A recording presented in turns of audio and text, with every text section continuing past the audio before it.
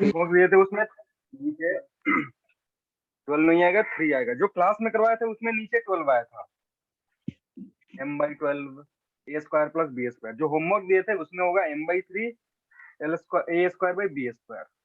ठीक है, क्योंकि वो कैसे कैलकुलेट करेंगे, एंड से कैलकुलेट करेंगे। हमारी बात समझ में क्या बोल रहा, जैसे अगर ये हाँ सर, हाँ सर, वो समझ गया सर। इसके अबाउट देखोगे, अगर ये लेंथ तुमको दिया हुआ है तो इट विल बी इसके अबाउट ma² / 3 होगा। अगर इसके अबाउट देखोगे और ये लेंथ b दिया हुआ तो इसके अबाउट mb² / 3 होगा। और इससे परपेंडिकुलर एक्सिस से देखोगे तो इसके अबाउट इन दोनों का सम a² + b² ये होगा। हो गया। चलो अब बात करेंगे टॉर्क की। Next heading is torque.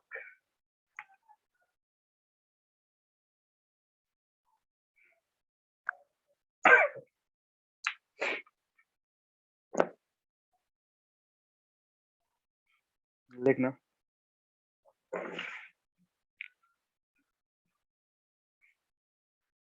Tendency of a force, tendency of a force definition है ये।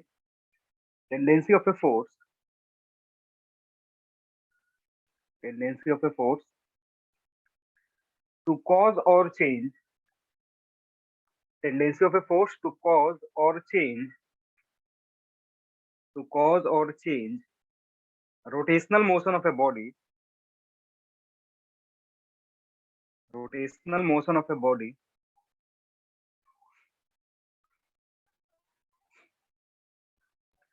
cause or change rotational motion of a body is known as torque, is known as torque।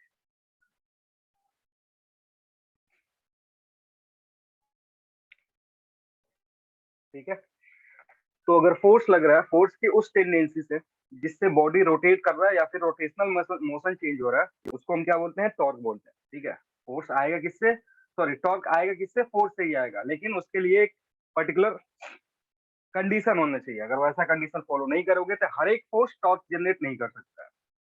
हरी बात समझ में तो लिखना, torque of a force, para छोड़ के, torque of a force, torque of a force about A point, torque of a force about A point, कैसा point होगा, hinge point. Torque of a force about A point, point के सामने bracket लिखेंगे, hinge, pivoted point, hinge, pivoted और suspended.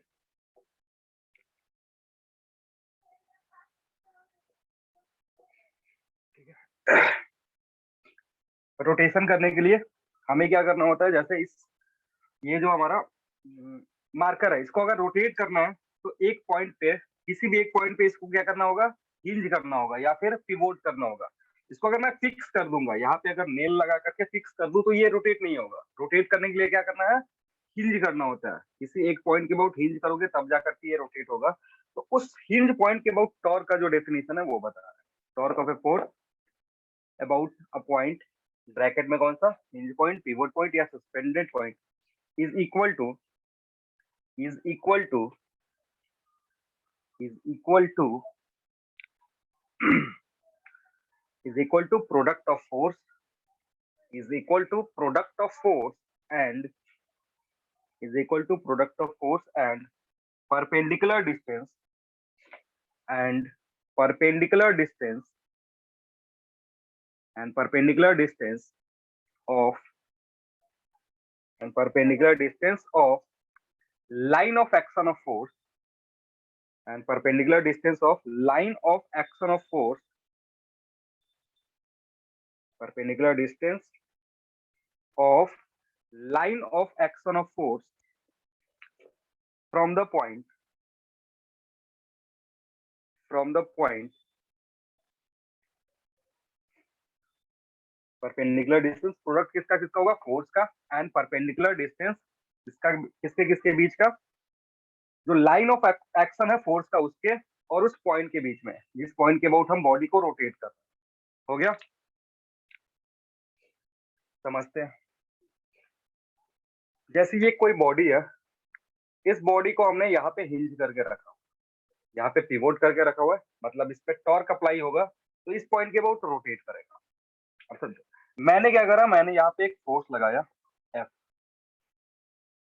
इस body पे हमने क्या करा, एक फोर्स लगाया F। अब फोर्स अगर इस डायरेक्शन में लग रहा है तो ये जो लाइन होगा, this line is known as line of action of force.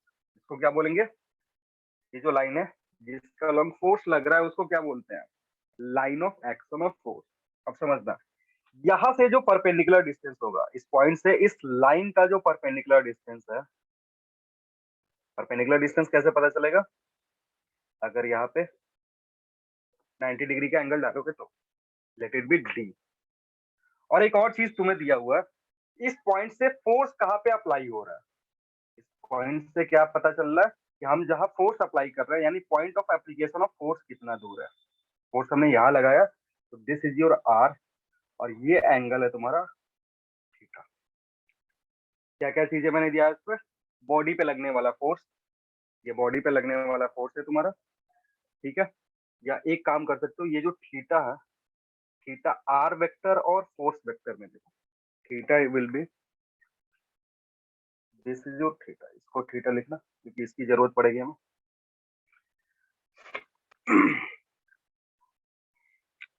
ये फोर्स लग रहा है, this is your line of force. ये जो डिस्टेंस है ये परपेंडिकुलर डिस्टेंस है लाइन ऑफ एक्शन का, कहां से हिंज पॉइंट है। ये आर क्या है तुम्हारा, आर है जिस पॉइंट पे फोर्स लग रहा है उस पॉइंट से, और जिस पॉइंट पे हिंज है उसके बीच का डिस्टेंस। समझ में आया, कोई कंफ्यूजन। अब टॉर्क अगर देखना है तुमको, टॉर्क का डेफिनेशन हमने क्या लिखा था, torque is equal to force into perpendicular distance, force into perpendicular distance between line of action and the point. मान लो ये पॉइंट O है, दिस इज P, और इसको मैं F देता हूं, तो जो टॉर्क होगा tau, it will be what, torque का अगर देखोगे it will B force into D होगा। टॉर्क क्या देगा तुमको, F इंटू डी के बराबर होगा, ये टॉर्क का मैग्नीट्यूड है।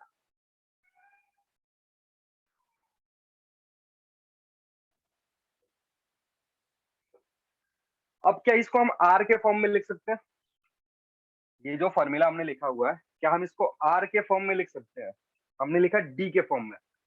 अगर डी नहीं दिया हुआ, हमें सीधे डिस्टेंस दे दिया पॉइंट O और फोर्स जिस पॉइंट पे अप्लाई हो रहा है उसका, तो क्या हम इसको आर के फॉर्म में लिख सकते हैं।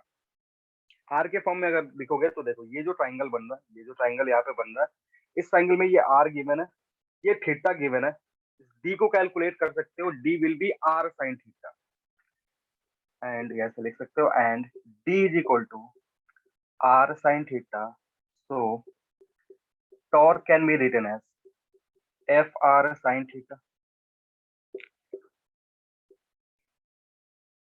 आ रही बात समझ में। अब जो टर्म्स यहाँ यूज हुआ है उसका मतलब थोड़ा लिख लो, यहाँ तक लिखने के बाद लिखना।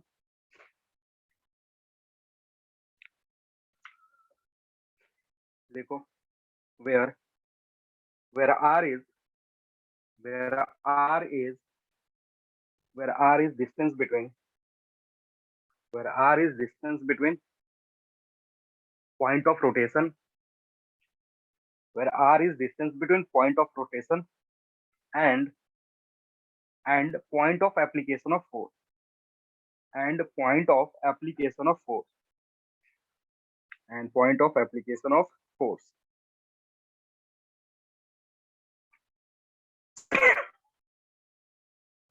and point of application of force, comma, theta is angle between theta is angle between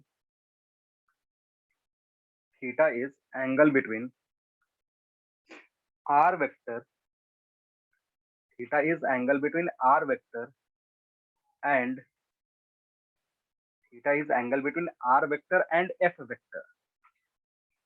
theta जो एंगल है वो किसके बीच का एंगल है, R vector will be away from the point of rotation, ये तुम्हारा आर वेक्टर है, और ये तुम्हारा फोर्स वेक्टर है, उसके बीच का जो एंगल है थीटा। तो theta is angle between R vector and F vector.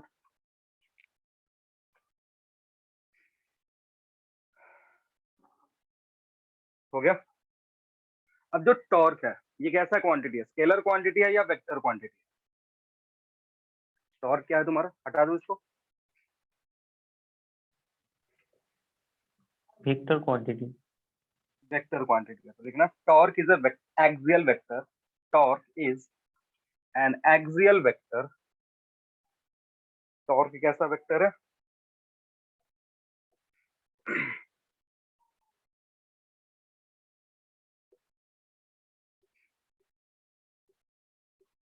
बताए थे कोई भी वेक्टर जो रोटेशन से रिलेटेड होता है, कोई भी वेक्टर जो रोटेशन से रिलेटेड होता है, जैसे angular moment, angular velocity, angular displacement, angular acceleration, वैसे टॉर्क, ये सारे के सारे क्या होते हैं, एक्सियल वेक्टर होते हैं। तो अगर वेक्टर फॉर्म में लिखोगे तो in vector form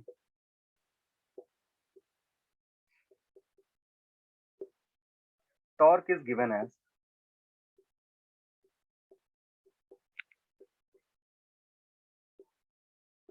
tau is equal to R cross F लिखे, एफ लिखे या एफ क्रॉस आर लिखे, टॉर्क कैसे लिखें, आर क्रॉस एफ या F cross are?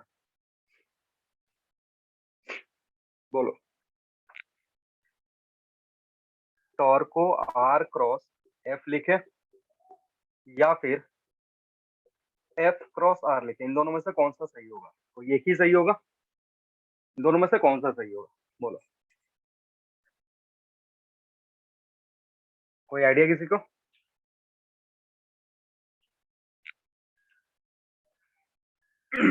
Are cross F. R cross F होगा। चलो समझते हैं कैसे, देखो वही जो, मान लो ये तुम्हारा एक रॉड है, इसको यहाँ पे मैंने फिक्स करा, इधर फोर्स लगाया और ये तुम्हारा आर वेक्टर। अब देखो इन दोनों वेक्टर का प्रोडक्ट लोगे तो इनसे इनसे जो रिजल्टेंट आएगा, that resultant vector will be perpendicular to the both vector F vector और आर वेक्टर। तो अगर ये इन दोनों प्लेन में है तो जो टॉर्क वेक्टर होगा वो परपेंडिकुलर प्लेन में होगा। अब समझो करना क्या है कि अगर इसको इधर से फोर्स लगाओगे, इधर से फोर्स लगा रहे हो, यानी इस डायरेक्शन में जो रोटेशन होगा वो किस डायरेक्शन में होगा, इसी डायरेक्शन में। फोर्स अगर इधर लगा रहे हो, नेट फोर्स अगर इस बॉडी पे इधर लग रहा है, यानी रोटेशन किस तरीके से होगा, क्लॉकवाइज या काउंटर क्लॉकवाइज? Counter clockwise. समझ में आ रही है बात? तो अगर मोशन जो बॉडी का है काउंटर क्लॉकवाइज हो रहा है, यानी फोर्स का जो टॉर्क का जो डायरेक्शन होगा that will be in counter clockwise direction. Counter clockwise direction का मतलब होता है बाहर की तरफ। मैंने बताया था कि काउंटर क्लॉकवाइज डायरेक्शन का क्या मतलब है, बाहर की तरफ। यानी इन दोनों का प्रोडक्ट ऐसे लेंगे कि जो टॉर्क हो वो किधर दिखा है, बाहर की तरफ। तो अगर एक बार एफ क्रॉस आर करते हो, एफ क्रॉस आर करके देखो और आर क्रॉस एफ करके देखो, किससे टॉर्क बाहर की तरफ दिख रहा है तुमको,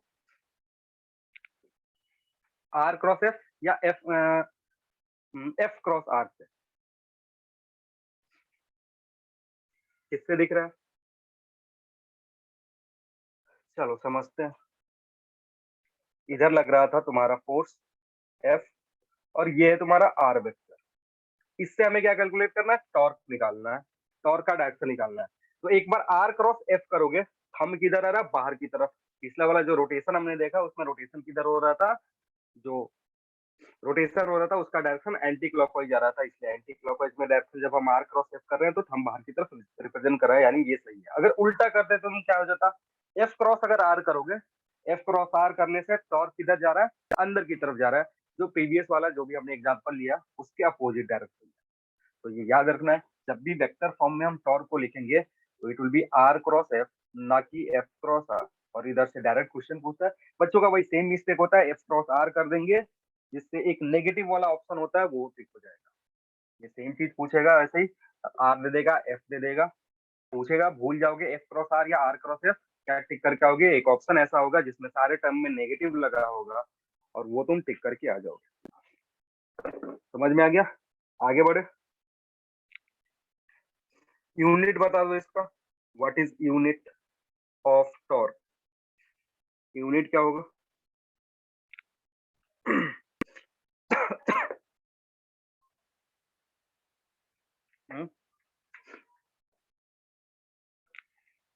एक्सेल वेक्टर का जो मैंने साइन कन्वेंशन बताया था वो याद है? पहले यूनिट लिख दो, उसके बाद साइन कन्वेंशन रिवाइज करते हैं। यूनिट ऑफ टॉर्क इज, अगर ऐसा यूनिट की बात करोगे, ऐसा यूनिट क्या होगा? केजी। बोलो, फोर्स का क्या होता है? पहले न्यूटन। उसको न्यूटन मीटर सिंपली लिख सकते हो, न्यूटन मीटर भी लिख सकते हो, और केजी के टर्म में कन्वर्ट करोगे तो केजी में कन्वर्ट करोगे क्या आएगा? It will be KG KG metre पर सेकंड स्क्वायर।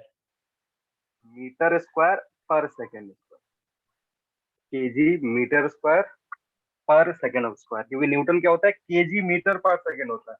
उसमें फिर एक्स्ट्रा मीटर से मल्टीप्लाई कर दोगे तो it will be KG metre square पर सेकेंड स्क्वायर। ठीक है।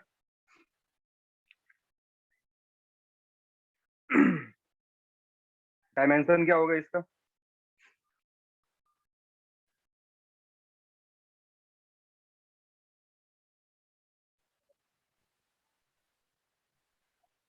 बोलो, डायमेंशन क्या है? Same L square T to the power -2। हाँ, इधर से ही डायमेंशन भी देख सकते हो। अगर तुम्हें यूनिट पता है तो डायमेंशन जो होगा, dimension formula will be M L two C minus two, ये डायमेंशन हो जाएगा। और यही डायमेंशन वर्क का भी होता है, जहाँ वर्क एक स्केलर क्वांटिटी है, टॉर्क एक वेक्टर क्वांटिटी है। तो ऐसा कभी कभी पूछता भी है कि कोई ऐसा फिजिकल क्वांटिटी बताओ, कोई ऐसा दो फिजिकल क्वांटिटी बताओ जिसमें एक स्केलर हो एक वेक्टर हो, लेकिन दोनों का जो डायमेंशनल फॉर्मूला हो या डायमेंशन जो है वो सेम है।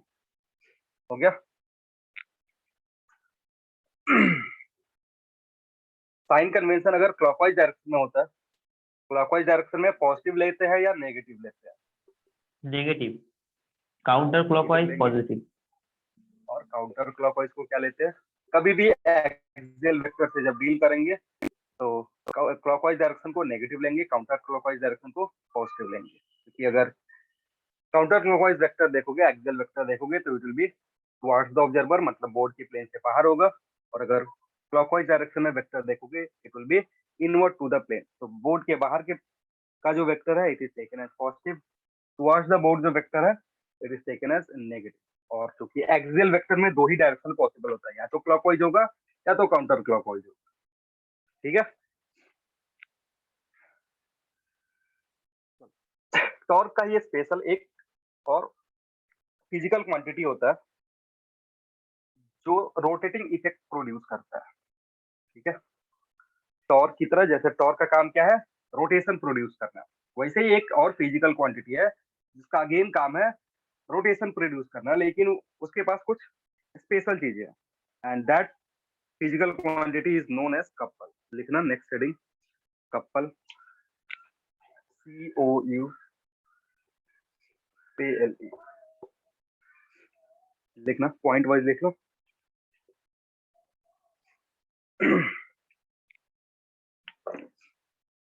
लिखना when equal and opposite, when equal and opposite, when equal and opposite forces, when equal and opposite forces act on a body, when equal and opposite forces act on a body, act on a body having having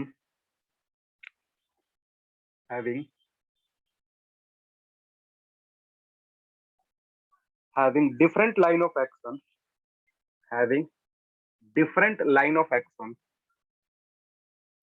having different line of action,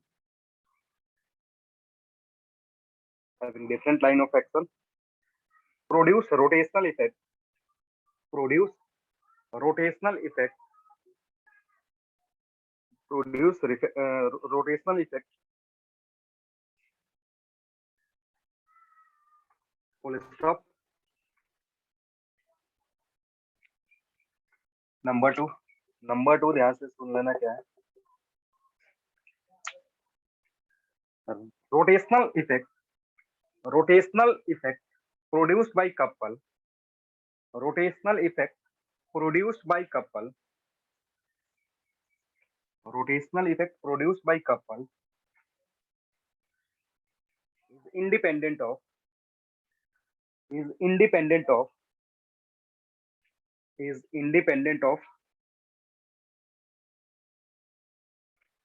is independent of point of rotation, is independent of axis of rotation या point of rotation, is independent of axis of rotation.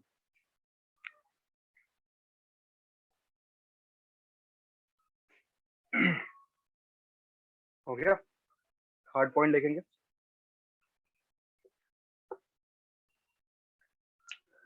Magnitude of couple is equal to magnitude of couple is equal to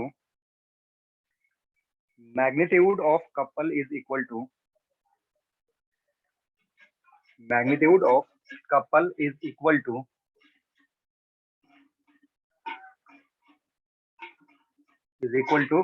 product of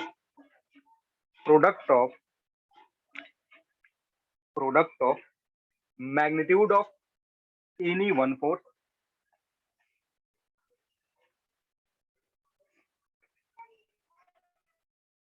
is equal to product of magnitude of any one force and separation between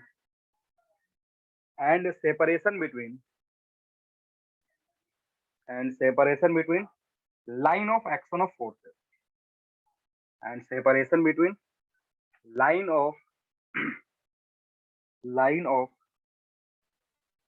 action of forces.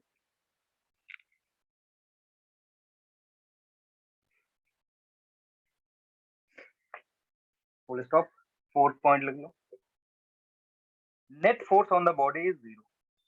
Net force on the body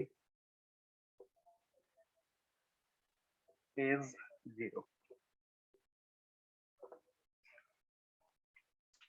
जब किसी body पे couple काम करता है तो उस पे जो नेट फोर्स होता है that net force is 0.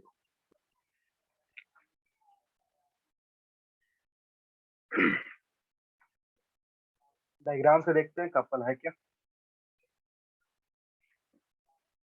Body है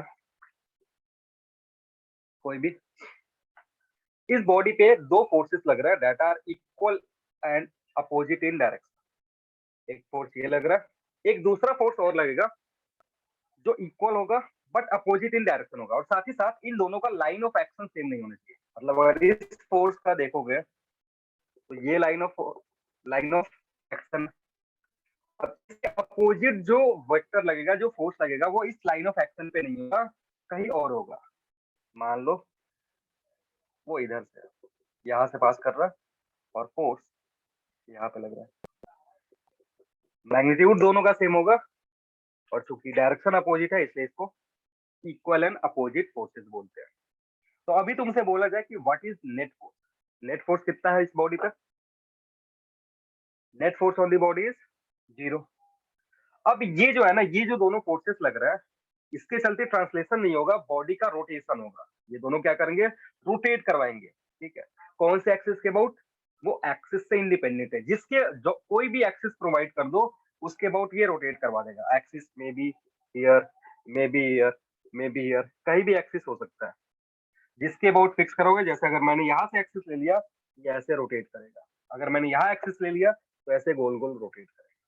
समझ में आ रही है बात क्या बोल रहा हूँ. सर फोर्स का पैरेलल हो जाए तो, लाइन ऑफ फोर्स के पैरेलल क्या हो जाए? एक्सिस ले जाए तो, क्या क्या क्या सर बोल रहे हो? एक्सिस लाइन ऑफ फोर्स का पैरेलल हो जाए तो कैसा मोशन होगा. मतलब ऐसे, इस तरीके से.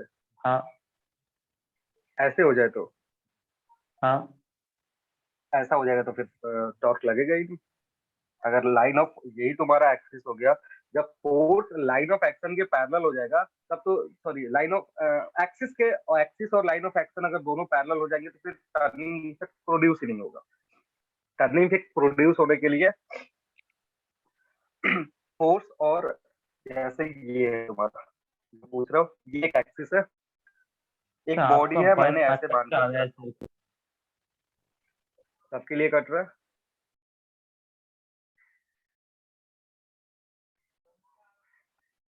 सबके लिए कट रहा है क्या? सबके लिए कट रहा होगा तो नेटवर्क चेंज कर दो. नहीं सर.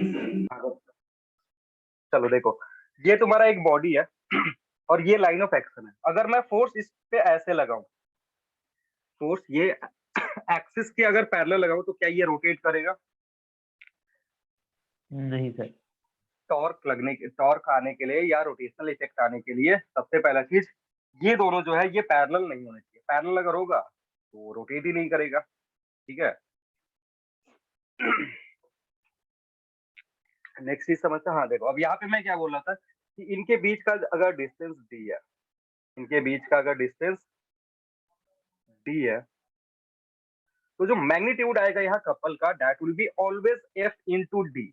जो भी मैग्नीट्यूड होगा कपल का, वो हमेशा, तुम इसके अबाउट रोटेट करो या इसके अबाउट रोटेट करो या फिर इसके अबाउट रोटेट करो, किसी भी पॉइंट के अबाउट, अगर मैंने ये एक्सिस ले लिया, यहाँ एक्सिस ले लिया, यहाँ एक्सिस ले लिया, जो मैग्नीट्यूड होगा कपल का, that will be always F into D. क्या होगा? सी विल बी, जो मैग्नीट्यूड होगा कपल का, इट विल बी सी से रिप्रेजेंट करते हैं, it will B F into D always. और फोर्स को देख करके तुम बता सकते हो कि यहाँ से जो भी रोटेशन प्रोड्यूस होगा वो कैसा रोटेशन प्रोड्यूस होगा। अगर यहाँ पे देखते हो, ये जो दोनों फोर्स इसको रोटेट करवाएंगे, कौन से डायरेक्शन में रोटेट करवाएंगे? क्लॉकवाइज डायरेक्शन या काउंटर क्लॉकवाइज डायरेक्शन में? रोटेशन जो होगा वो किस तरीके से होगा? Clockwise direction. कैसे रोटेट करेगा? इस तरीके से रोटेट करेगा।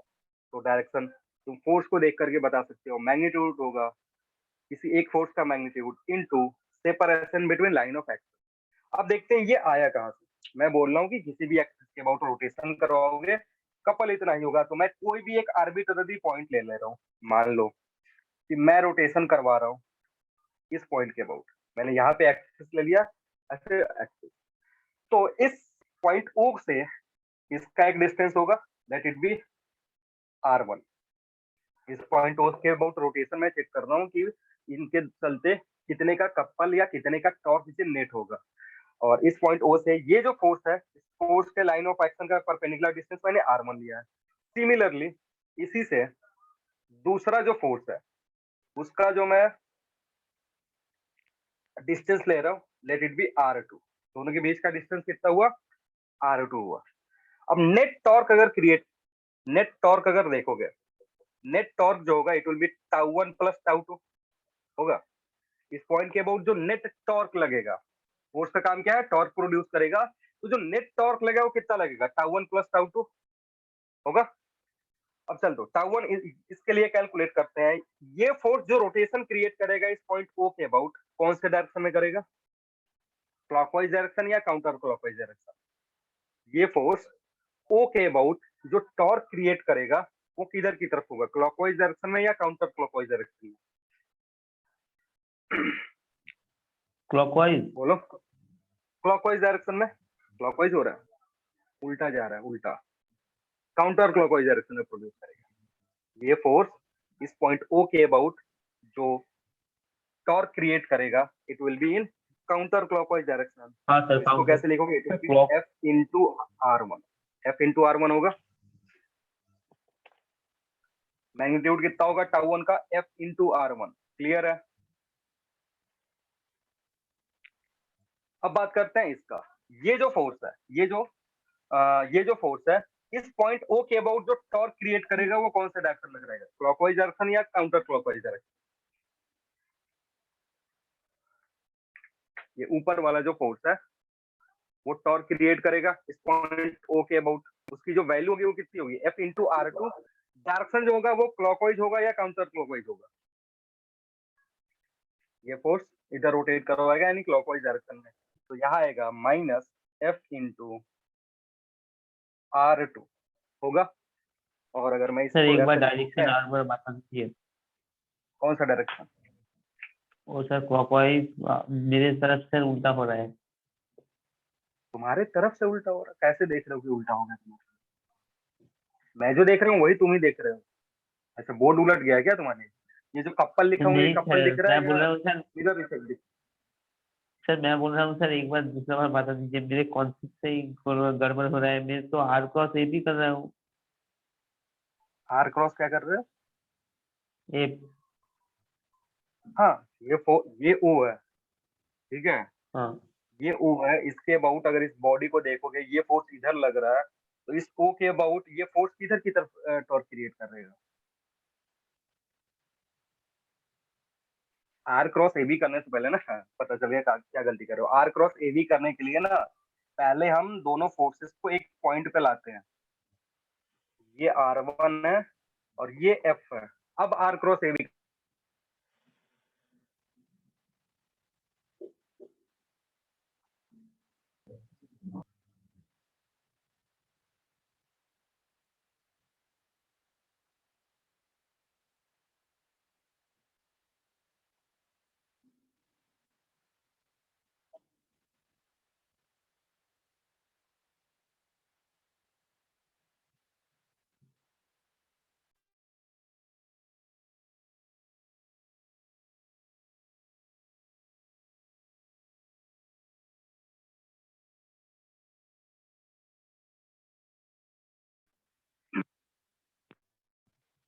है बोर्ड अभी।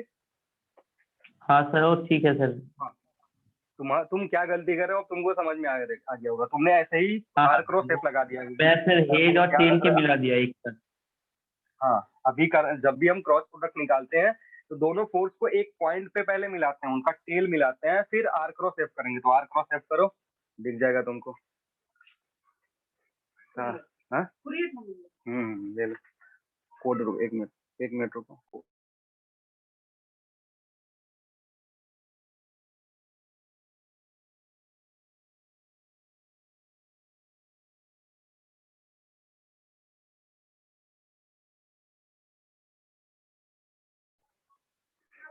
हम्म,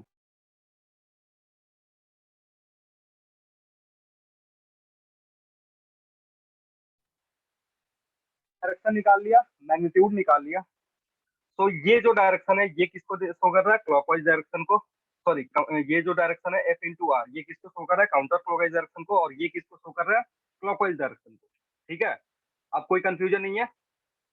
यहाँ से अगर एफ को कॉमन करोगे तो it will B R1 minus R2। Direction कैसा होगा? अगर मैं इस तरीके से लिख रहा हूँ R1 माइनस R2 लिख रहा हूँ, तो मैंने कौन सा डायरेक्शन कंसिडर किया है? डायरेक्शन जो मैंने कंसिडर किया है दैट इज क्लॉकवाइज को मैं, ये काउंटर क्लॉकवाइज को मैं पॉजिटिव कंसीडर करूँ। मतलब यहाँ पे मैं क्या लिखूंगा? काउंटर क्लॉकवाइज लिखूंगा। ठीक, इसमें मैं थोड़ा सा अगर चेंज कर रहा हूँ, क्या मैं इसको ऐसे लिख सकता हूँ? Minus F R2 minus R1, और डायरेक्शन क्या है? काउंटर क्लॉकवाइज है। ठीक है, समझो। ये R2 माइनस R1 को क्या लिखूंगा? R2 माइनस R1 को क्या लिख सकते हैं? R2 माइनस R1 की वैल्यू कितनी होगी? D के बराबर। ये पूरा R2 है, ये वैल्यू R1 है। R2 में से अगर R1 घटाओगे तो D के बराबर मिलेगा। मतलब ये जो चीज मैं यहाँ लिख रहा हूँ या ऊपर लिख दे रहा हूँ, टॉर्क जो होगा, टॉर्क नेट जो होगा, it will B minus of F into D और काउंटर क्लॉकवाइज डायरेक्शन। इतना समझ में आया? नेट टॉर्क जो लगेगा इस पॉइंट O के अबाउट, नेट टॉर्क इस पॉइंट O के अबाउट जो लगेगा, it will B minus F into D counter clockwise direction. समझ में आ रहा है? और माइनस को अगर मैं इससे मल्टीप्लाई कर दूं, इस माइनस टर्म को अगर मैं इससे मल्टीप्लाई कर दूं, तो ये किसमें चेंज हो जाएगा? F into D clockwise. समझ में आ रहा है? अब देखो यहाँ जो टॉर्क आ रहा है ना, मैंने तुमको बोला कि फोर्स को देख के बता सकते हो कि डायरेक्शन कैसा होगा, जो डायरेक्शन टॉर्क का प्रोड्यूस होगा किस तरीके होगा। और इस स्पेशल टॉर्क को हम कपल बोलते हैं। अब देखो ये जो रोटेशन करेगा, ये जो रोटेशन प्रोड्यूस करेगा, वो किस डायरेक्शन में रोटेशन प्रोड्यूस करेगा? क्लॉकवाइज डायरेक्शन या काउंटर क्लॉकवाइज डायरेक्शन में? ये फोर्स और ये फोर्स मिल क्लॉकवाइज। करके इस ऑब्जेक्ट को रोटेट करने की किधर कोशिश करेगा? क्लॉकवाइज डायरेक्शन में। आ रहा है देखो, टॉर्क जो लगेगा क्या बता रहा है? क्लॉकवाइज डायरेक्शन बता रहा है। इधर से सब समझते आए हो ना? ये पूरा माइनस साइड मैंने बाहर लिया, इसको मल्टीप्लाई किया, ये तुमको देखा। अब F इंटू डी क्या है? F इंटू डी है तुम्हारा magnitude of torque acting on this body. किसके अबाउट? O के अबाउट। जो मैंने कोई भी आर्बिट्री पॉइंट लेकर के बता दिया था। अगर तुम इधर भी लोगे ना, कोई अगर इधर पॉइंट ले लेता, फिर रोटेशन का सोचता कि सर मैं यहाँ पे लेकर के अगर रोटेशन करवा रहा हूँ, फिर मैग्नीट्यूड कितना होगा? मैग्नीट्यूड विल बी सेम, क्योंकि हमेशा तुमको ये जो गैप होगा R2 माइनस R1, वो जब घटाओगे तो कितनी वैल्यू मिलेगी? D के बराबर मिलेगी। इसलिए जब भी दो forces, equal and opposite forces किसी बॉडी पे लगते हैं और साथ ही साथ उनके बीच में एक गैप होता है, जो मैंने यहाँ D से रिप्रेजेंट करा है, they will produce special kind of torque which is known as couple. ठीक है, नेट फोर्स इस बॉडी पे 0 होगा, बस यहाँ पे टर्निंग इफेक्ट दिखेगा। क्लियर है? किसी कोई कंफ्यूजन? और इसी टॉर्क नेट को हम किससे रिप्रेजेंट करते हैं? सी से रिप्रेजेंट करते हैं, जो मैंने यहाँ लिखा हुआ है। समझ में आ गया? आगे बढ़े। हाँ सर। तो किसी भी बॉडी पे कपल कब लगेगा? जब दो फोर्सेस लगेंगे तब। और जब दो फोर्सेस नहीं लगेगा तो हमें एक फोर्स देखेंगे, एक फोर्स से हमें टॉर्क मिलता है। टॉर्क के लिए क्या डिफाइन करना जरूरी है? एक्सिस ऑफ रोटेशन डिफाइन करना जरूरी है। उस एक्सिस ऑफ रोटेशन से पहले डिस्टेंस कैलकुलेट करते हैं कि फोर्स कितनी दूरी पे है, फिर वहां से हम टॉर्क की वैल्यू निकालते हैं। लेकिन इसमें ऐसा कुछ नहीं है, एक्सिस कोई भी रखो, जो तुम्हारा रोटेशनल इफेक्ट प्रोड्यूस होगा ऐसे फोर्सेस के चलते, उसका मैग्नीट्यूड हमेशा कितना होगा? एफ इंटू डी होगा। एक का मैग्नीट्यूड, दोनों के बीच का separation.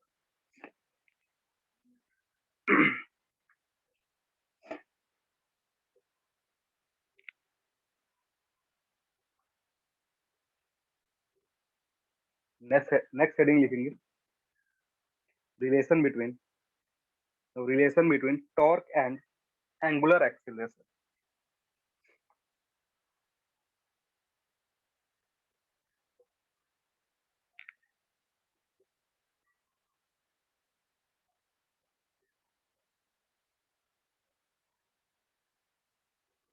Relation between torque and angular acceleration. तो जब ट्रांसलेशन हम पढ़ रहे थे, हमें फोर्स और एक्सीलरेशन के बीच में रिलेशन मिला था। किसने दिया था? न्यूटन सेकंड लॉ ने। न्यूटन सेकंड लॉ ने बताया था कि फोर्स किसके बराबर होता है? बॉडी के मास इनटू एक्सीलरेशन के बराबर होता है।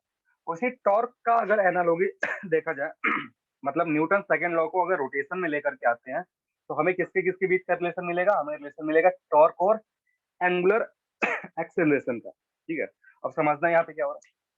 जब भी रोटेशन होगा तो बॉडी पे अगर कोई पॉइंट लोगे, जब भी रोटेशन होगा, जैसे अगर इसको रोटेट करूं मैं, इस पे कोई भी पॉइंट लोगे तो that point will be in what? Circular motion. वो पॉइंट क्या करेगा? एक फिक्स पॉइंट के अबाउट सर्कुलर मोशन कर रहा होगा। तो मान लो कि ये एक फिक्स पॉइंट है, ये एक पूरी बॉडी थी जहां से मैंने एक पॉइंट को उठा करके देखा है कि रोटेशन में वो कैसे भाग ले रहा है। जब रोटेशन देखोगे उस बॉडी का तो दैट विल बी इन कैसा? Circular motion. तो मान लो ये एक पॉइंट था जिसका रोटेशन हो रहा है इस ओ के अबाउट। अब इस पे लगने वाले फोर्सेस की बात करोगे, जब भी कोई बॉडी सर्कुलर मोशन में होता है तो उसके बारे में मैंने बताया था कौन कौन से फोर्सेस लगेंगे। जब भी बॉडी कोई सर्कुलर मोशन में होगा तो एक फोर्स तो पक्का है, that force is what? Centripetal force. Centripetal force या फिर रेडियल फोर्स एफ आर, ये तो लगेगा ही, इसको तुम हटा नहीं सकते हो। Next will be what? Tangential force. तो अगर टेंजेंशियल फोर्स है तुम्हारे पास, if F T is there, there will be angular acceleration. अगर टेंजेंशियल फोर्स गायब हो जाता है तो एंगुलर एक्सीलरेशन भी गायब हो जाता है। ये सारी चीजें मैंने बता करके रखी है। यानी अगर एंगुलर एक्सीलरेशन तुम्हें चाहिए, एंगुलर एक्सीलरेशन के लिए रिलेशन तुमको पता करना है, तो तुम्हें फिर बॉडी पे नेट टेंजेंशियल फोर्स लगना चाहिए, क्योंकि इसी टेंजेंशियल फोर्स के चलते क्या होगा? रोटेशन होगा। समझ में आ रहा है? जैसे अगर किसी बॉडी को रोटेट करूंगा तो टॉर्क चाहिए। तो अगर ये डिस्टेंस आर है, इफ दिस इज डिस्टेंस, तो इस पॉइंट ओ के अबाउट अगर टॉर्क देखोगे, टॉर्क के अबाउट पॉइंट ओ कितना होगा? It will be R into F T होगा। टॉर्क अगर देखोगे, टॉर्क कितना होगा? आर इंटू एफ टी के बराबर होगा, है कि नहीं? और एफ टी जो होगा, एफ टी को तुम क्या लिख सकते हो? F T can be written as, F T को लिख सकते हैं मास इंटू टेंजेंशियल एक्सीलरेशन। जो भी तुम्हारा एफ टी है, टेंजेंशियल फोर्स है, it can be written as mass of the particle, mass m मान लो ये रोटेट कर रहा है, इनटू टेंजेंशियल एक्सीलरेशन। क्योंकि टेंजेंशियल फोर्स है तो टेंजेंशियल फोर्स के कोरस्पॉन्डिंग कैसा एक्सीलरेशन आएगा? टेंजेंशियल एक्सीलरेशन आएगा। समझ में आ रही है बात? कोई कंफ्यूजन? अब नेक्स्ट चीज है, हमने अगेन सर्कुलर मोशन में देखा था कि जो टेंजेंशियल एक्सीलरेशन होता है it is equal to R into alpha. Tangential acceleration किसके बराबर होता है? आर इंटू अल्फा के बराबर होता है। तो ये आर तो था ही, इधर मास, और इधर लिख सकते हो आर इंटू अल्फा। अगर इसको थोड़ा सा सिंप्लीफाई करोगे तो it will be M R square into alpha. तो टाउ अबाउट ओ कितना होगा, M R square into alpha. और ये जो पॉइंट है, ये जो पॉइंट मास है, उसके लिए ये एम आर स्क्वायर क्या है, मोमेंट ऑफ इनर्शिया। ये जो पॉइंट यहाँ पे रोटेट कर रहा है, उस पॉइंट का अगर मोमेंट ऑफ इनर्शिया निकालोगे तो कितना होगा, एम आर स्क्वायर। यानी torque can be given as torque about point O is equal to I about O into alpha.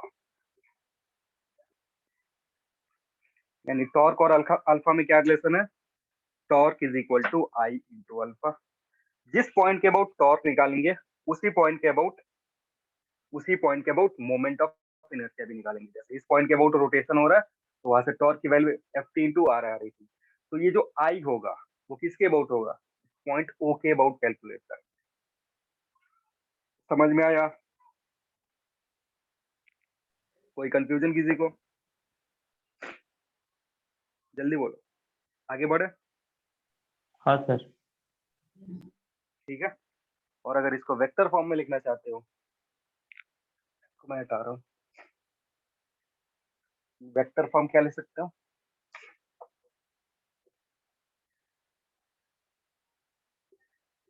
Tau vector जो होगा it will be I into alpha vector. अब ऐसा नहीं कि आई पे वेक्टर लगा देना, आई क्या है, स्केलर क्वांटिटी है, तो it will be I into alpha vector. यानी जो टॉर्क का डायरेक्शन होगा वही अल्फा का डायरेक्शन होगा। जैसे प्रीवियस केस में अगर देखोगे तो हम क्या लिखते थे, F is equal to mass into acceleration. ये कहा था ट्रांसलेशन में, ये हमने किधर पढ़ा, ट्रांसलेशन में पढ़ा। तो जैसे ही रोटेशन में आएंगे तो फोर्स की जगह क्या आ जाता है, टॉर्क आ जाता है, ए की जगह क्या आएगा, अल्फा, और मास की जगह क्या आता है, आई आता है। तो ये तुम्हारा न्यूटन सेकंड लॉ था ट्रांसलेशन में जो हमने पढ़ा था। ये भी न्यूटन सेकंड लॉ है but in case of rotation. तो जैसे ये रट के रखे हो, F is equal to mass into alpha, वैसे ये भी याद रहना चाहिए, torque is equal to I into alpha, जहाँ आई क्या है, मोमेंट ऑफ इनर्शिया। पार्टिकल भी हो सकता है, बॉडी भी हो सकता है, लेकिन ध्यान में क्या रखना है, जिस पॉइंट के अबाउट टॉर्क निकालेंगे उसी पॉइंट के अबाउट मोमेंट ऑफ इनर्शिया भी रखेंगे। ऐसा नहीं कि पॉइंट, किसी पॉइंट के अबाउट टॉर्क निकाल लिया और किसी दूसरे पॉइंट के अबाउट आई निकाल के रख लिया, जो हमें आसानी है। हमेशा ध्यान रखेंगे टॉर्क और आई का एक्सिस ऑफ रोटेशन सेम होना चाहिए। हो गया।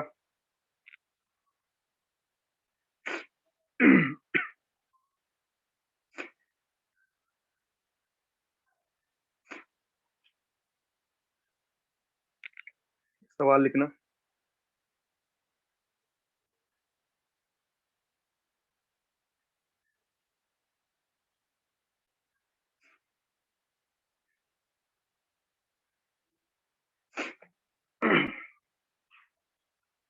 लिखना, a force of a force of a force of 6i plus 2j, a force of 6i plus 2j is acting on a body, on a body. A force of 6i plus 2j is acting on a body such that its point of application such that its point of application has a position vector of such that its point of application has a position vector of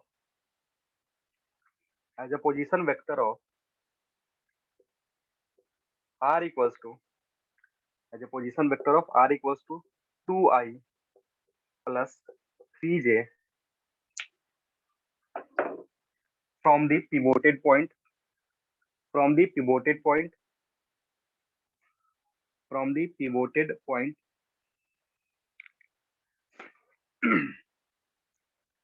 from the pivoted point, then find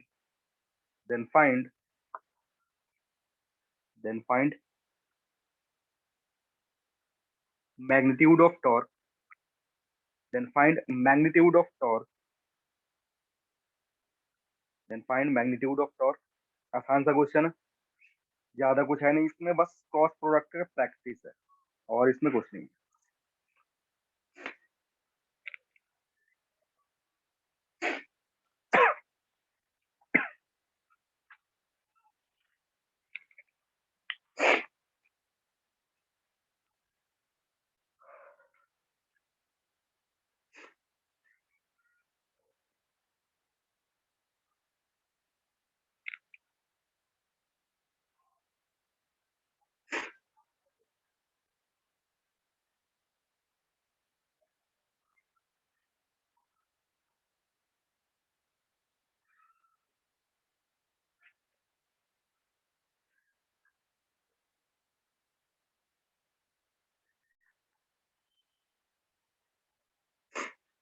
12 के cap एक अब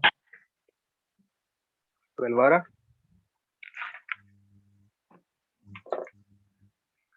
6i plus तो 2j minus और होगा -12। -12। चलो देख लेते हैं, बाकी लोग भी करेंगे। तो वो क्लॉकवाइज डायरेक्शन में होगा। क्लॉकवाइज और काउंटर क्लॉकवाइज के और जे से भी दिखा सकते हो, ठीक है ना। अगर के से आ रहा है, प्लस के आ रहा है या माइनस के आ रहा है, उससे देख सकते हो। देखो सबसे पहले अगर टॉर्क निकालना है, टॉर्क का फॉर्मूला क्या होता है, वेक्टर फॉर्म में आर क्रॉस एफ होता है। आर क्रॉस एफ का मतलब है आई जे, इधर आर एक्स होगा, आर वाई होगा और एफ एक्स होगा और एफ वाई होगा, ठीक है। यही करना होता है। क्रॉस प्रोडक्ट में हमारा काम क्या होता है, और के वाला भी टर्म लिख सकते हो, के जीरो है, जीरो है, जो गिवन क्वेश्चन है उसमें उसके अकॉर्डिंग जीरो है। जब भी क्रॉस प्रोडक्ट निकालना होता है तो हम ये एक मैट्रिक्स बनाते हैं, जो जो वैल्यू दिया हुआ है वो पुट कर दो, आई जे और इधर के। आर एक्स की वैल्यू कितनी दी हुई है, आर एक्स कितना दिया हुआ है, 2 आर एक्स दिया हुआ है 2, जे दिया हुआ है 3, जेड कंपोनेंट कुछ है नहीं तो जीरो। एफ एक्स कितना दिया 6 हुआ to है, 0 एफ एक्स 6 6 to 0। और 2 0। अब करना क्या है, पहले आई के लिए कैलकुलेट करेंगे। तो अगर आई के लिए कैलकुलेट करोगे जीरो, आई के लिए अगर देखोगे तो आई के लिए 0 × 3 जीरो, 2 × जीरो। वैसे जे के लिए अगर कैलकुलेट करोगे, जे के लिए कैलकुलेट करते हो तो इसको और सर ढकोगे 16 होगा, 16। 16 हाँ सर। बदलते जा रहे हो। चलो अब फिर से मैं देख रहा हूँ, अगर आगे बचे कौन, एक ही कंपोनेंट बचेगा के कंपोनेंट, तो यहाँ से कैलकुलेट करोगे सर ना तो सीधे के 14 होगा सर। मतलब सर मैंने मतलब। 6 वो फोर्थ का गलत लिख दिया था मैट्रिक्स में। हम्म, चलो तो ये जो होगा 4 माइनस इधर से 18, यानी जो आंसर आएगा इट विल बी -14 के कैप। -14 के हाँ कैप वो का कहने का क्या मतलब है, clockwise into the clockwise into the direction board. में। क्लॉकवाइज डायरेक्शन, अगर क्लॉकवाइज टर्म में लिखा हुआ है तो क्लॉकवाइज। तुमसे मैग्नीट्यूड पूछा था, मैग्नीट्यूड पूछा था, मैग्नीट्यूड कितना होगा, 14 न्यूटन मीटर। समझ में आ रहा है, और मैं सर समझ आ रही है इसको। मैग्नीट्यूड लिखने की वजह से वो मैट्रिक्स में गलत कर दिया था। मैट्रिक्स में फोर्थ का अलग अलग वैल्यू लिख दिया था। एक और सवाल करते हैं, ये तो बच्चों वाला सवाल था, ये सबसे होना चाहिए था, इसमें कुछ नहीं था। अब कुछ लोग बोलेंगे सर हमें, हमने तो क्रॉस प्रोडक्ट ही नहीं पढ़ा है, हमें आता ही नहीं है क्रॉस प्रोडक्ट। आता है सबको। चलो एक प्रॉब्लम लिखना, ये थोड़ा सा देखो। Moment of inertia of a wheel, moment of inertia of a wheel, moment of inertia of a wheel. या एक काम कर सकते हो, जहां मोमेंट ऑफ इनर्शिया लिखा ना उसको हटा के मास कर दो। इसको मैं थोड़ा दूसरे तरीके से देने की कोशिश कर रहा हूँ ताकि तुमको रेडियस ऑफ जाइरेशन का कंसेप्ट भी समझ में आए। लिखना mass of a wheel, mass of a wheel is, mass of a wheel is 200 kg, mass of a wheel is 200 kg, and its radius of gyration, mass of a wheel is 200 kg, and its radius of gyration, and its radius of gyration is 5 meter, is 5 metre 25, ये value बहुत ज्यादा हो जाएगी, तो 200 into 25 करोगे। एक minute इसको change करके 25 चौका 100, इसको 40 केजी कर दो। कैलकुलेशन में ज्यादा दिक्कत है। Mass of the wheel is 40 KG and radius of gyration is 5 metre. हो गया, full stop. At a given instant, at a given instant, its angular velocity is, at a given instant, its angular velocity is 10 radian per second, 10 radian per second,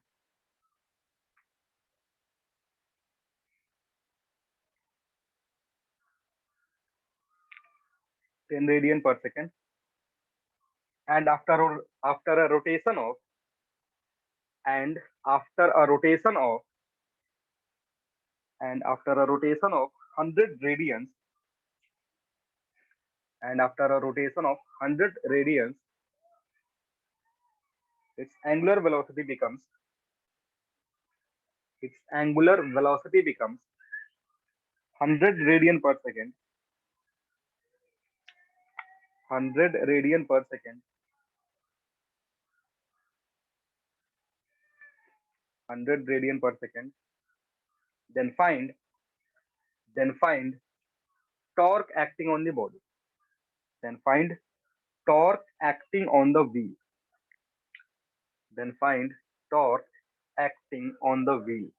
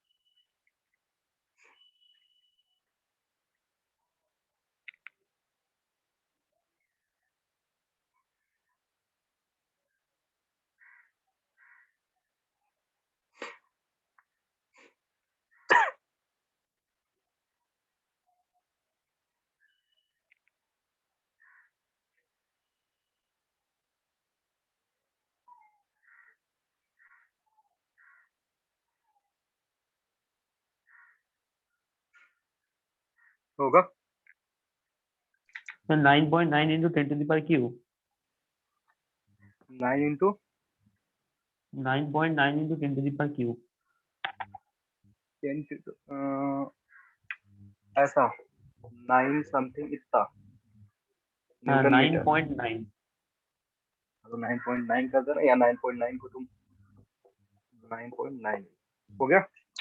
बाकी लोग sir 49500 49500 Newton metre. 2 बच्चे 2 सवाल answer. और किसी कुछ,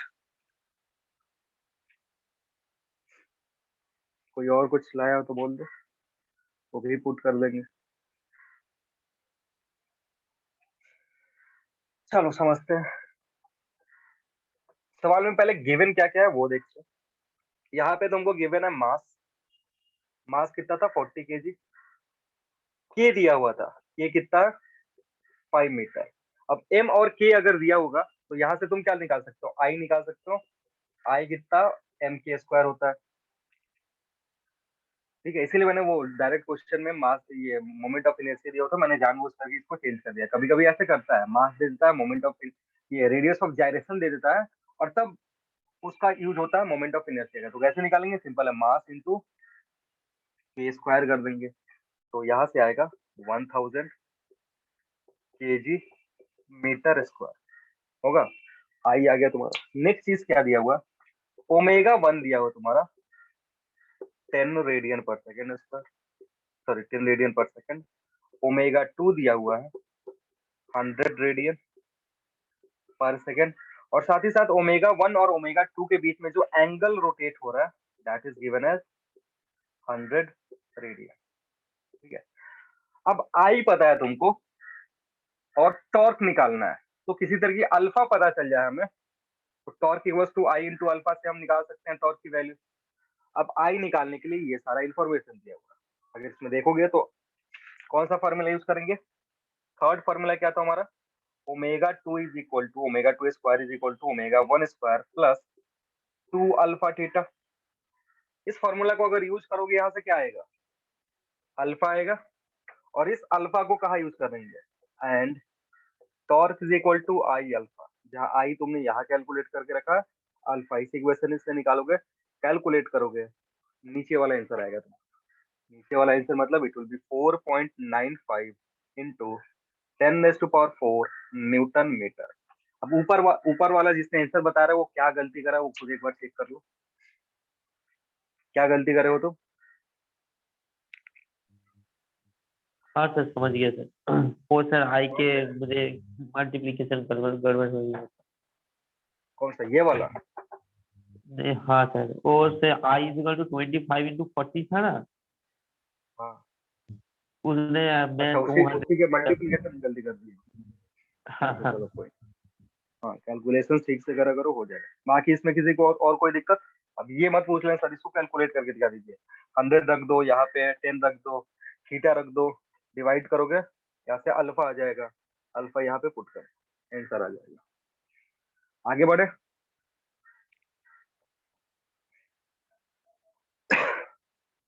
हो गया।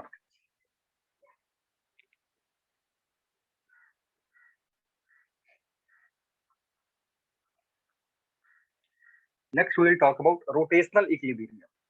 Rotational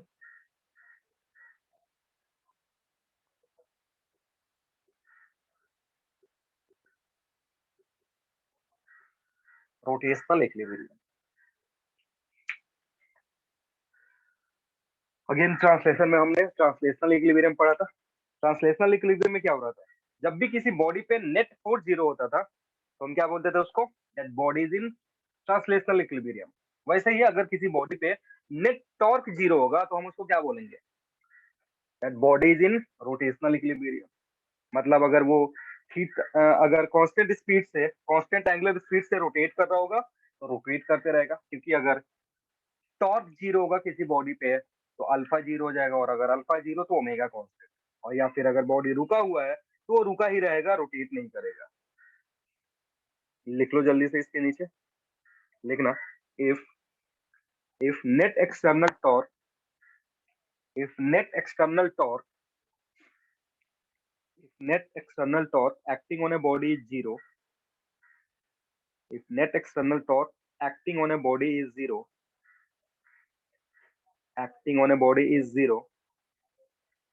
then the body is said to be in rotational equilibrium. Then the body is said to be in rotational equilibrium.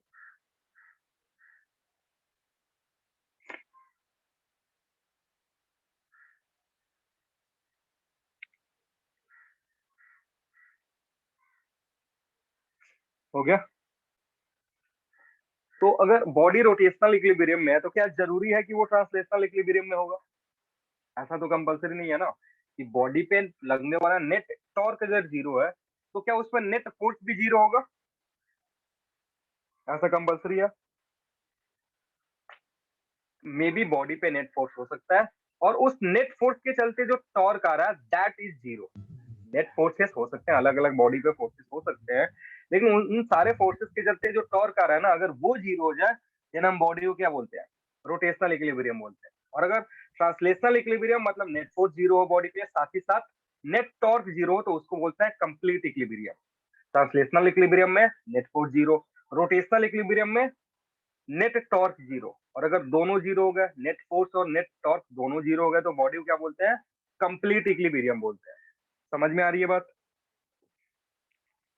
तो अगर नेट टॉर्क जीरो है टाउ नेट अगर 0 है, that is tau net is equal to 0, तुम्हारा 4 alpha क्या हो जाएगा, alpha will be 0, और अल्फा 0 मान omega will remain constant, omega constant, तो अगर इनिशियली ओमेगा 0 है तो body will remain at rest, अगर ओमेगा कुछ वैल्यू है जैसे 10 रेडियन पर सेकंड, तो it will continue to rotate with 10 radian पर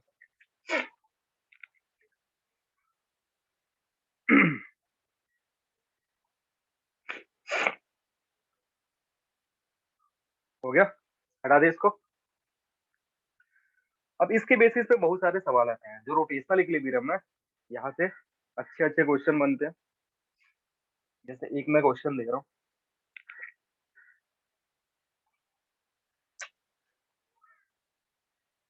ये एक रॉड है, रॉड को ऐसे हैंग किया गया हुआ है दो धागा के हेल्प से,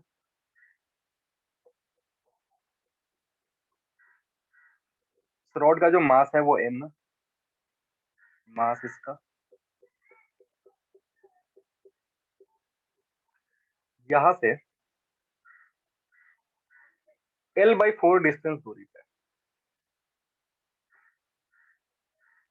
L/4 डिस्टेंस दूरी पे एक स्मॉल मास रखा हुआ है m, ये पूरा लेंथ l, तो तुमसे पूछ रहा है ये धागा 1, धागा 2, तो यहाँ पे तुमको बताना है फाइंड टेंशन प्रोड्यूस इन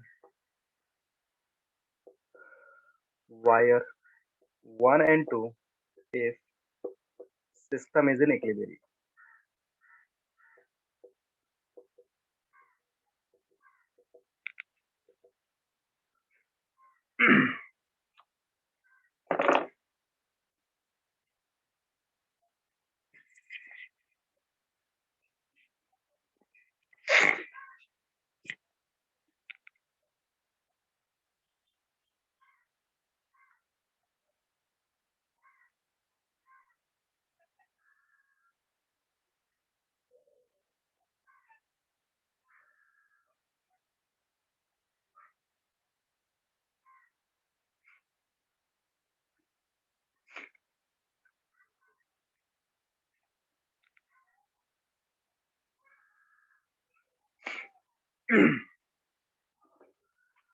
देखो सिस्टम क्या बोल रहा है, सिस्टम इक्विलिब्रियम में है, और सिस्टम इक्विलिब्रियम कहने का मतलब नेट फोर्स नेट टॉर्क दोनों जीरो हो गए, यानी रोटेशनल इक्विलिब्रियम में भी है और ट्रांसलेशनल इक्विलिब्रियम में है, और तब तुम्हें कैलकुलेट करना है इस वायर में जो टेंशन आ रहा है, इस वायर में जो टेंशन आ रहा है उसकी वैल्यू कितनी होगी। तो अगर सिंपली इसका फ्री बॉडी डायग्राम बनाओगे, इसका अगर फ्री बॉडी डायग्राम बनाते हो तो इधर शो करोगे T1, ठीक है, इधर शो करोगे T2, इस बॉडी का जो सेंटर ऑफ मास होगा, यूनिफॉर्म रॉड है, का जो सेंटर ऑफ मास होगा वहां से नीचे लगेगा इधर कितना, कैपिटल mg, ठीक है, और इस कैपिटल mg से L/4 डिस्टेंस हट करके इधर यहाँ से एक फोर्स लग रहा होगा इस पे, स्मॉल mg, और कोई फोर्सेस है इस पे फ्री बॉडी डायग्राम में, और कोई फोर्सेस दिखा सकते हो, इतने ही होंगे। तो अगर नेट फोर्स बैलेंस करते हो, इसके लिए अगर नेट फोर्स बैलेंस करोगे तो क्या होगा, नेट फोर्स 0 होना चाहिए, क्यों, क्योंकि बॉडी जो है वो इक्विलिब्रियम में है, तो नेट फोर्स 0 होगा, साथ ही साथ नेट टॉर्क भी 0 होगा। तो पहले नेट फोर्स की बात करते हैं, नेट फोर्स की अगर बात करोगे तो टेंशन T1 और T2 ऊपर की तरफ लग रहा है, और इस मास के चलते mg नीचे की तरफ, और इस मास के चलते mg नीचे की तरफ, यानी T1 प्लस T2 कितना होना चाहिए, T1 प्लस T2, इन दोनों मास को बैलेंस करना चाहिए, इसके दोनों को वेट को बैलेंस करना चाहिए, तो it will be capital M plus small m, g के बराबर अगर हो जाए then net force on the system will be 0। समझ में आ रहा है बात। अब देखो इस इक्वेशन में देखोगे तो दो अननोन है, ना तो तुमको टेंशन T1 पता है और ना ही टेंशन T2 पता है, दोनों में कुछ पता है तुमको नहीं पता, तो एक और इक्वेशन चाहिए दो अननोन निकालने के लिए कम से कम दो इक्वेशन। अब जो दूसरा इक्वेशन आएगा वो कहाँ से आएगा, वो आएगा तुम्हारा टॉर्क के हेल्प से, क्योंकि नेट टॉर्क भी 0 है। नेट टॉर्क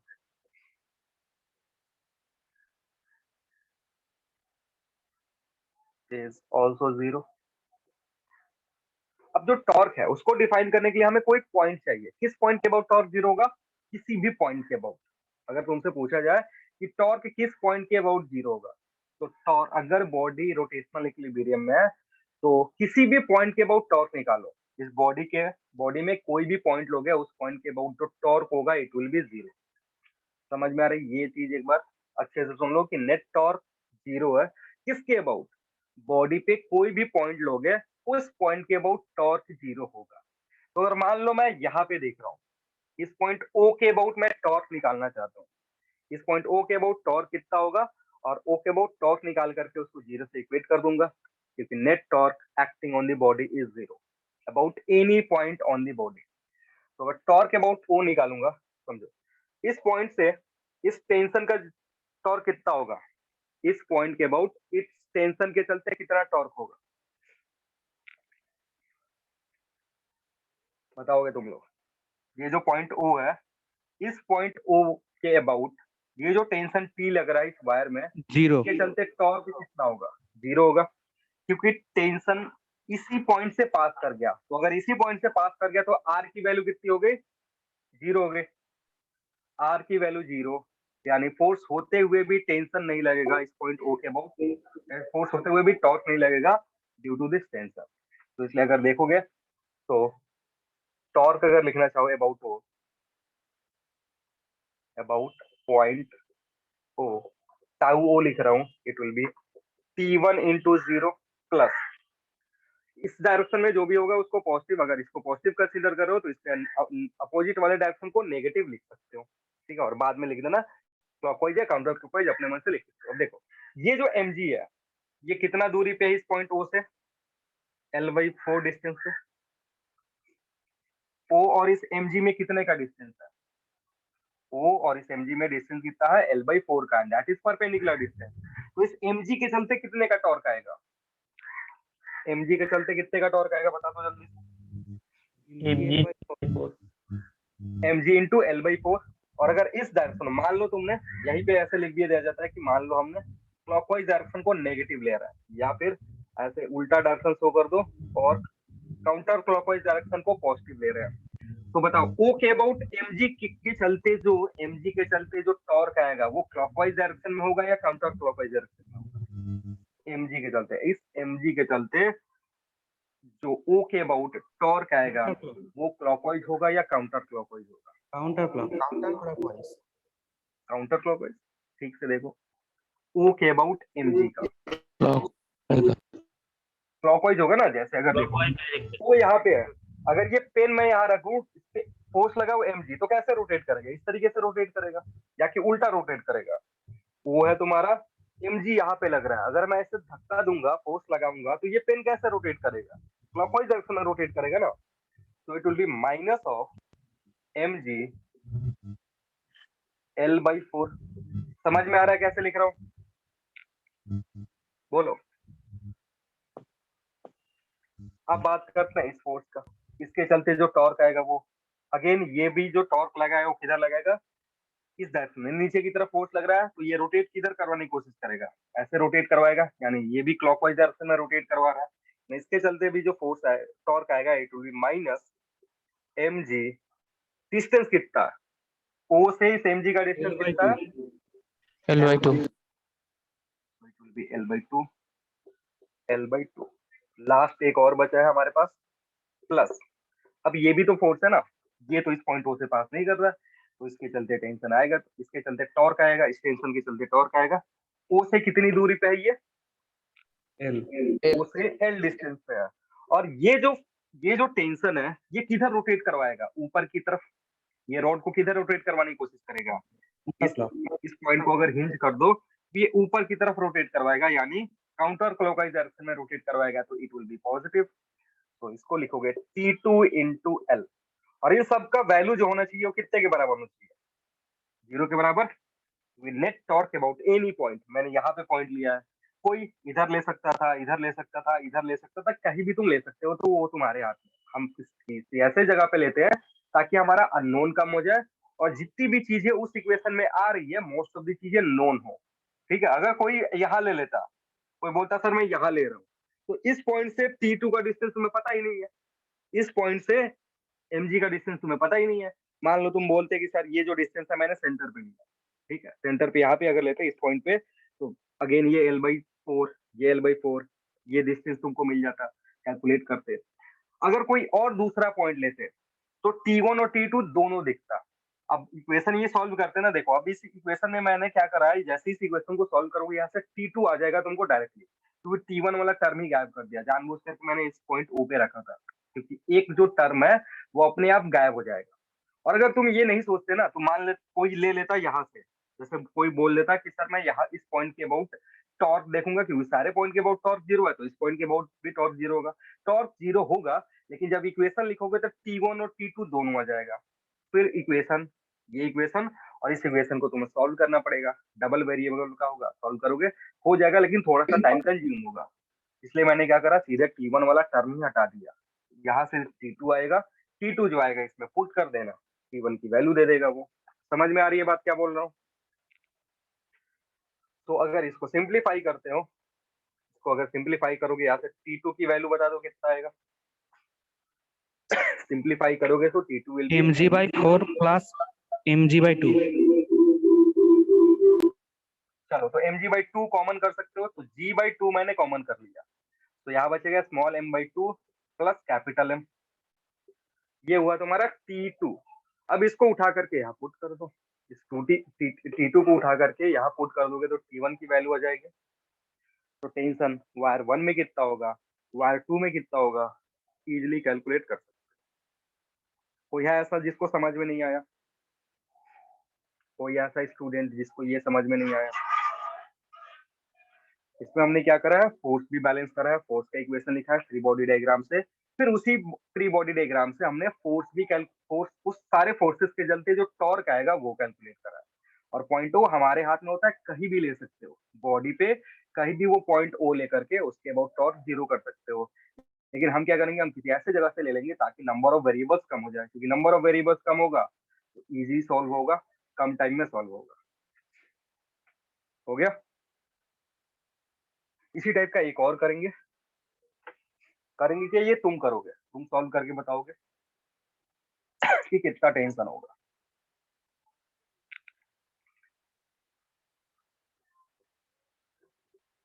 अगेन ये एक रॉड है जिसका लेंथ L दिया हुआ, मास इसका M है, इसको भी हमने धागा से बांध कर रखा हुआ है ऐसे, लेकिन जो धागा बांधा है वो कुछ इस तरीके का बांधा है। ये जो डिस्टेंस है ये 3l/4 है, तो तुमसे पूछ रहा है 1 and 2 में find tension in wire 1 and 2।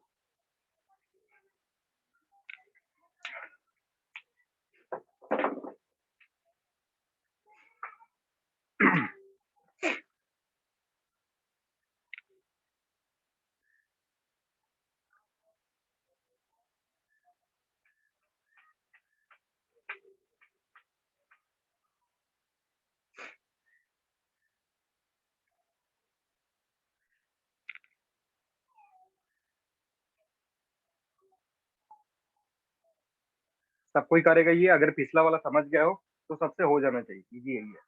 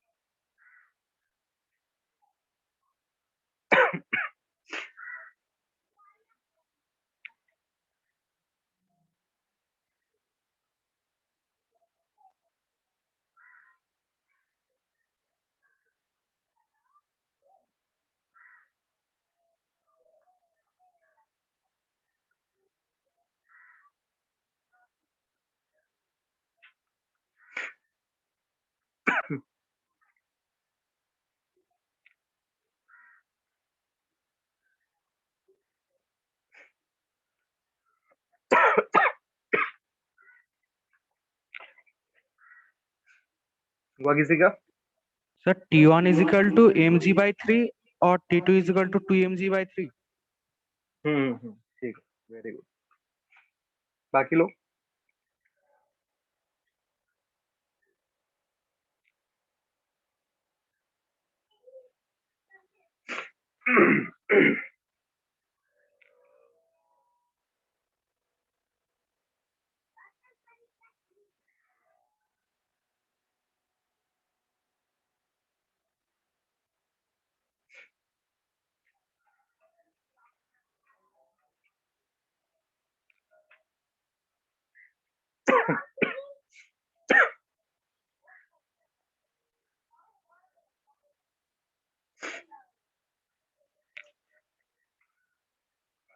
चलो सॉल्व करते हैं। इसका भी तुम्हें फ्री बॉडी डायग्राम बनाना। फ्री बॉडी डायग्राम अगर देखोगे, इधर लगेगा तुम्हारा mg, इधर लगेगा T1 ऊपर की तरफ, और यहाँ से लगेगा T2। ठीक है, तो अगर फोर्स बैलेंस करते हो एफ नेट कितना होना चाहिए? 0 होना चाहिए।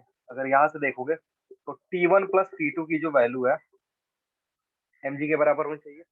T1 प्लस T2 mg के बराबर। अगेन इस पॉइंट से अगर देखोगे, इसके अबाउट अगर टॉर्क निकालोगे, टॉर्क अबाउट ओ भी क्या होना चाहिए? 0 होना चाहिए। टॉर्क इस पॉइंट के अबाउट कितना होना चाहिए? 0। अगेन मैं इस पॉइंट पे ओ ले लिया, तो इस T1 के चलते टॉर्क कितना हो जाएगा? 0 हो जाएगा। तो T1 के चलते टॉर्क 0। इसके चलते ये जो डिस्टेंस है ये L/2 का है, ये डिस्टेंस दिया हुआ है तुमको 3L/4। तो यहाँ से कैलकुलेट करोगे, इसके चलते अगर टॉर्क देखोगे तो it will B mg into L/2। और चूंकि ये क्लॉकवाइज डायरेक्शन में माइनस दिखेगा तुमको, इधर देख लो ऊपर की तरफ प्लस T2 इंटू 3L/4 0 के बराबर होना चाहिए। अब डायरेक्शन में तुमको कंफ्यूजन नहीं होना चाहिए। mg नीचे की तरफ है, इस पॉइंट ओ के अबाउट किधर की तरफ रोटेशन क्रिएट करेगा? क्लॉकवाइज डायरेक्शन में, इसलिए माइनस लिख दिया। ये जो T2 है ऊपर की तरफ लग रहा है, तो ये कैसे रोटेट करेगा? ऊपर की तरफ रोटेट करने की कोशिश करेगा, मतलब काउंटर क्लॉकवाइज डायरेक्शन पॉजिटिव। समझ में आ रही है बात? तो अगर यहाँ से T1 T2, इस इक्वेशन से सीधे तुम T2 निकाल सकते हो। T2 की जो वैल्यू होगी इट विल बी 2mg/3, और इसको उठा करके यहाँ पुट कर दो। T1 will come as mg/,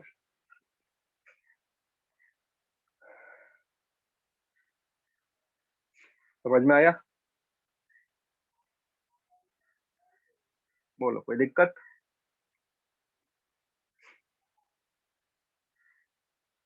एक होमवर्क लिख लो।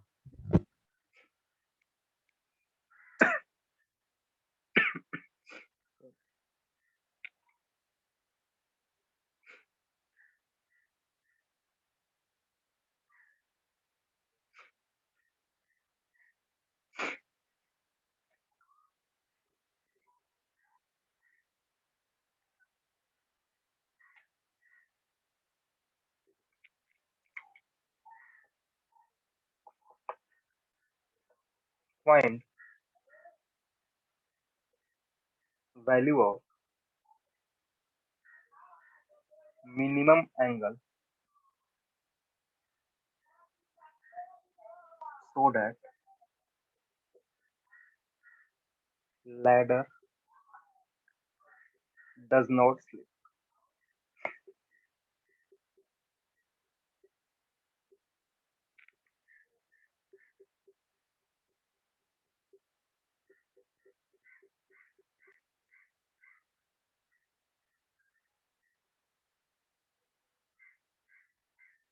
ये लैडर रखा हुआ है,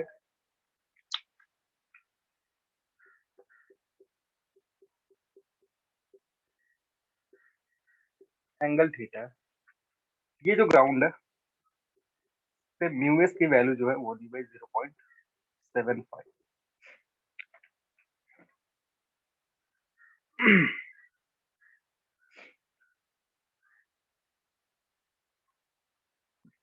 0.8 मिनट इसको चेंज कर दो।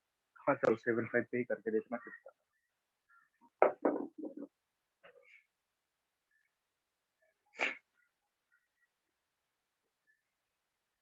वॉल जो है वो स्मूथ है, उसमें नहीं सोचना है। लैडर क्या है, यहाँ पे रुका हुआ है, रेस्ट में है, तो तुमसे पूछ रहा है कि थीटा की मिनिमम वैल्यू कितनी हो सकती है अगर ये लैडर स्लिप नहीं कर रहा है। लैडर स्लिप नहीं करने का मतलब है ये ट्रांसलेशनल इक्विलिब्रियम में भी होगा और रोटेशनल इक्विलिब्रियम में होगा, क्योंकि अगर ट्रांसलेट होना होगा तो ट्रांसलेट हो जाएगा, फिर भी मोशन दिखेगा तुमको, रोटेट करेगा तो भी मोशन दिखेगा तुमको। स्लिप नहीं कर रहा है यानी system translational as well as rotational equilibrium में है या कंप्लीट इक्विलिब्रियम में। बस यही एक चीज दिया हुआ और कुछ नहीं दिया। मास अगर तुमको जरूरत पड़े मास m मान सकते हो, इसका लेंथ l ले सकते हो, लेकिन वो आंसर में नहीं आएगा।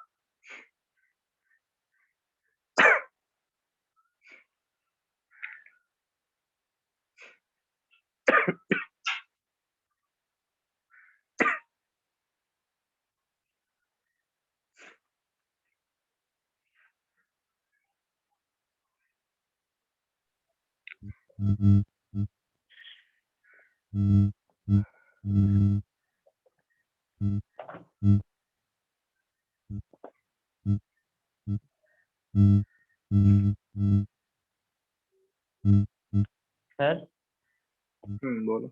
सर एक ग्रुप में क्वेश्चन दिया था, एक बार डिस्कस कर देना चाहिए। जो मैं देखता हूँ और कोई क्वेश्चन कब भेजे हो? आई सर।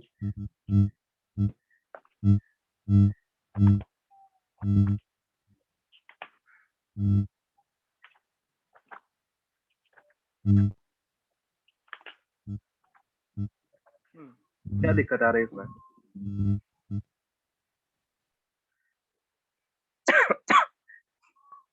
थीटा निकाल लो, और अगर थीटा निकल जाए तो उससे डिस्टेंस बिटवीन रेल दिया हुआ 1 मीटर, कैलकुलेट कर लो। बोलो क्या दिक्कत आ रहा है तुमको इस क्वेश्चन में? क्या रहा है? चलो इसको आज यही तक रखते हैं, ये एक डाउट डिस्कस कर ले रहे हैं। करेगी, ट्रेन है पटरी पे चल रहा, ठीक है, अब टर्न लेगा तो जहां भी टर्न होगा वहां पे क्या करना पड़ेगा, जो रेल है उसको, रेल की पटरी को, जो आउटर वाला रेल है उसको थोड़ा सा राइज करके रखना पड़ेगा, है ना। अब यहाँ पे देखोगे तो जो आउटर वाला रेल होगा उसके बीच में और इनर वाले रेल के बीच में एक एंगल बनेगा, ठीक है, ठीक है। इनर और आउटर वाले बीच रेल के बीच में क्या बनेगा, एक एंगल बनेगा। और ये एंगल निकालने के लिए फॉर्मूला हमने बताया था, क्या था फॉर्मूला? थीटा अगर निकालना है तो थीटा कितना था? सर भाई ठीक से बोलो। tan theta is equal to v square by r g. tan theta is equal to v square by by r। r। तो v कितना दिया हुआ है सवाल में? 400। v कितना दिया हुआ है एक बार बताना। स्क्वायर बाय r जी होगा। v स्क्वायर बाई r, जी हाँ, v स्क्वायर बाई r। तो v की वैल्यू कितना दिया हुआ बताओ, वेलोसिटी एक बार बता दो मुझे।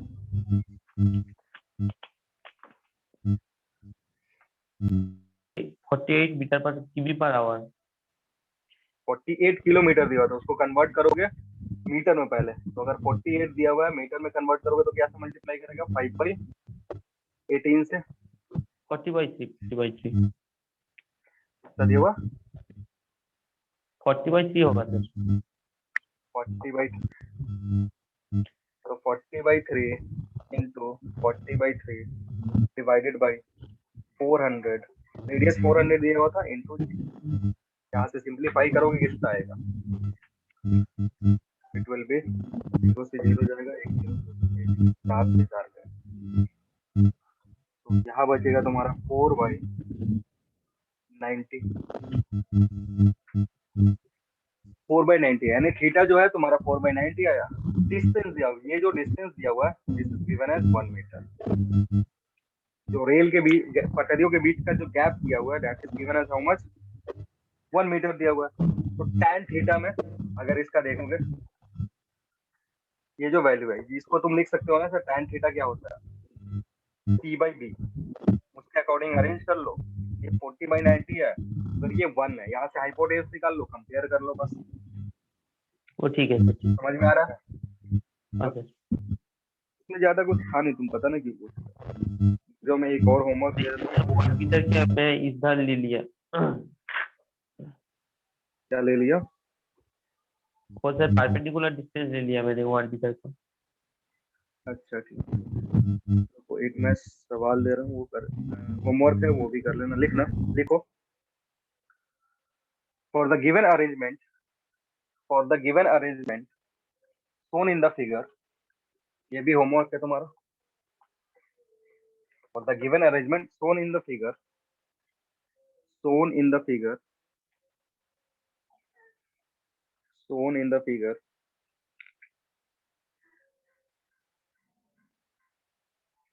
shown in the figure, if if if mass of the pulley, if mass of the pulley is 10, if mass of the pulley is 10 and radius of gyration and radius of gyration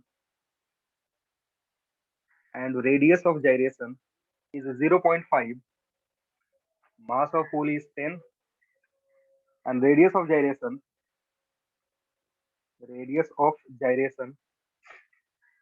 is 0.5, radius of gyration is 0.5, then find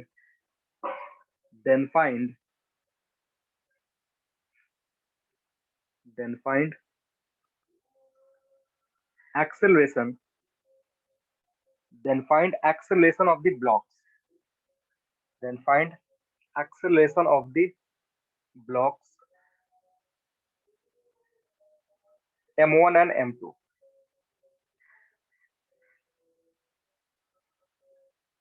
ऐसे सवाल हमने करा, लेकिन इससे पहले जब भी हम सवाल करते थे तो पुली को मासलेस करके रखते थे, ठीक है।